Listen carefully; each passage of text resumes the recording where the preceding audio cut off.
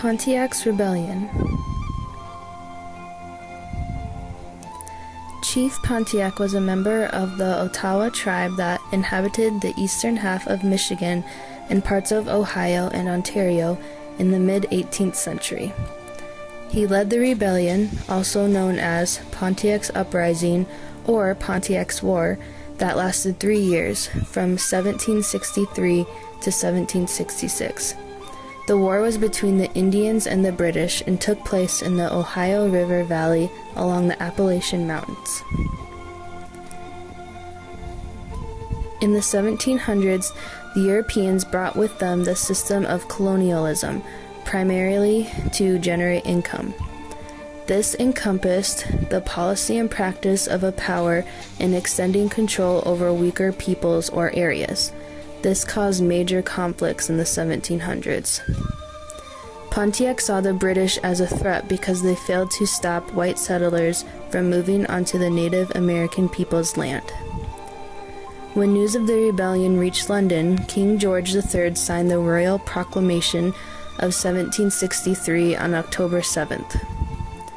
This proclamation forbade all settlers from settling past the borderline drawn along the Appalachian Mountains.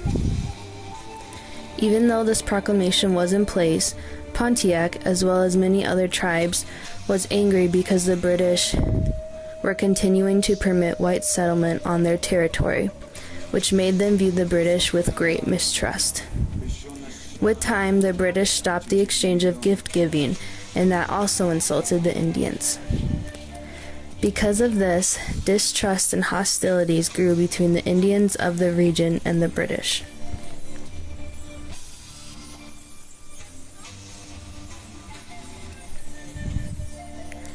In 1763, Pontiac organized his tribe along with other tribes to start an invasion against the British. The British forces were caught largely by surprise, and the Indians were successful in bringing down 9 of the 11 British forts. The 2 that were left standing were Fort Pitt and Detroit. However, the Indians became weak from being exposed to smallpox, the fighting, and from losing men because of the war. Pontiac wanted to continue to fight, but most tribes did not agree because they saw the British as too strong and too powerful. The last battle was fought at Fort Detroit, and Pontiac was unsuccessful.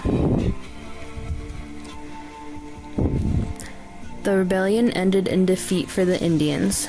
The Native Americans had failed to drive away the British from their land, but also the British were unable to conquer the Native American Indians.